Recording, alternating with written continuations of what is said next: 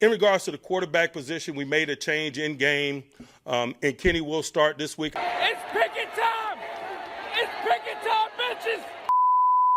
It's official, Kenny Pickett will be the starting quarterback for your Pittsburgh Steelers when they head up to Buffalo this week to face off against the Bills. Mike Tomlin confirmed this information in his weekly press conference today, and here's what went into his decision. In an effort to score more points and an effort to move the ball more fluidly, we decided to go to Kenny in the hopes that he would provide a spark for us. We felt that not only in terms of our ability to move the ball, but just in terms of energy. And so hopefully that's a catalyst for us as we try to move forward and change the outcome of some of these games, man. Yep, that's exactly what happened. Needed a spark, got a spark. I don't think it's a coincidence that things started to change on offense when 8 got in the game. Now, Tomlin did go on to talk about how the offensive struggles weren't solely on Mitch. There was a lot of other things at play, which is something I agree with. I mean, last week we had some wide receiver drops. Offensive line, although much improved from last season, has still been a little inconsistent at times through these first 4 weeks. Also, the running game has also been inconsistent, and some are saying it's been bad play calling.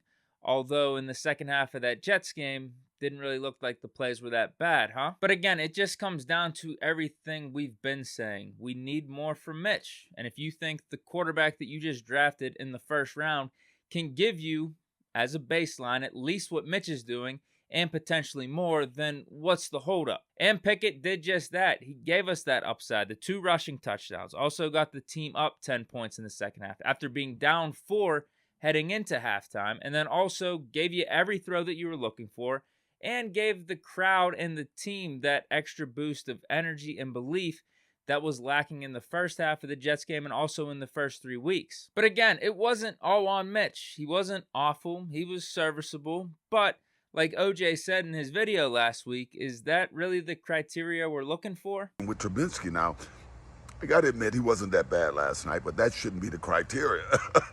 Your quarterback should be the guy that inspires you. And I saw the body language of those receivers last night. It just wasn't good. Making Pickett the starter after his performance against the Jets in the second half is the obvious move. But apparently Mitch was still getting some consideration. Where you're playing and the fact that Mitch was there last year, did you give any thought of coming Yes, back to Mitch? I did. I'm calling cap. I'm not buying Tomlin on this one, but I guess it's just one of those things. What else was he supposed to say? But also in regards to Mitch and his standing with the team going forward, he will be the backup, but also he's still keeping his captain title and will still go out for the coin toss. Would he still go out for coin toss? Yes. Yes. Right now, I don't know if there's much more for me to say about this quarterback change. I mean, you guys have known how I felt all the way going back to the offseason and preseason. So instead, I will let some of the Steelers players do the talking about what it means to have Pickett at the quarterback 1 spot. James Daniels says we were running the same plays. I just thought we were just executing them better. It was nice to get the crowd behind us and get some momentum because momentum is big, especially for our offense when we're struggling. His demeanor was pretty confident. He did seem comfortable with stepping in. I'm glad because I look back at whenever I was a rookie, it was tough playing. Seeing how his demeanor is a lot better than mine when I was a rookie, that's pretty cool to see. Here's Pat Fryermuth talking about what changed in the offense when Pickett got in. Yeah, for sure. I mean, I don't think you'd ever want to be, held back on offense. I think you always want to continue to make shots and, try and be the aggressor. And I think, with Kenny in there, we were able to be the aggressor. Obviously, some mistakes are going to happen and some, tip balls and all that kind of stuff. But we have to continue to work past that and, be there for Kenny, especially since he's a young guy. Also, Deontay Johnson. Like I said, he played with swagger. When he comes in the huddle, he demands, huddle up, come in, listen. Basically, it's just everybody respects him. Basically, he's a great player. He's young. He's going to continue to learn and develop.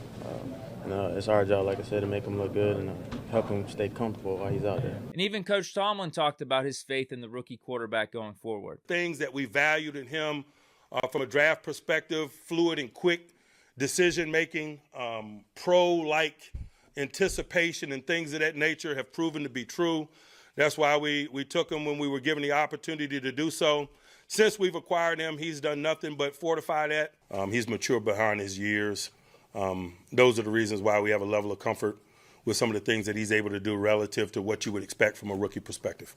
In other news, unfortunate news, we have some injury updates. Witherspoon, you should anticipate him still being out.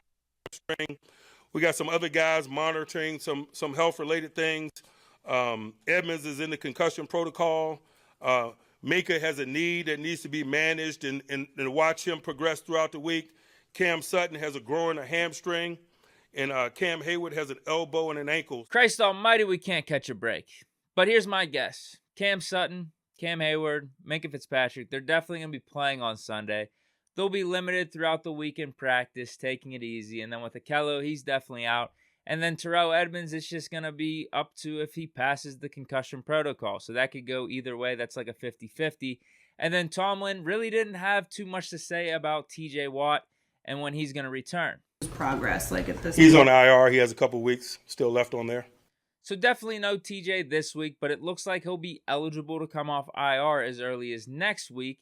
And there are some rumors floating out around there that he's ahead of schedule, and we could get him back against the Buccaneers. The only thing with that, though, is we might have to clone TJ because I think Brady's going to be on one for the rest of the season with all these divorce rumors popping up. But we'll get to that game when that game happens. Right now, we're just taking it steady week by week. Let's roll up to Buffalo, catch this dub for Kenny's first start.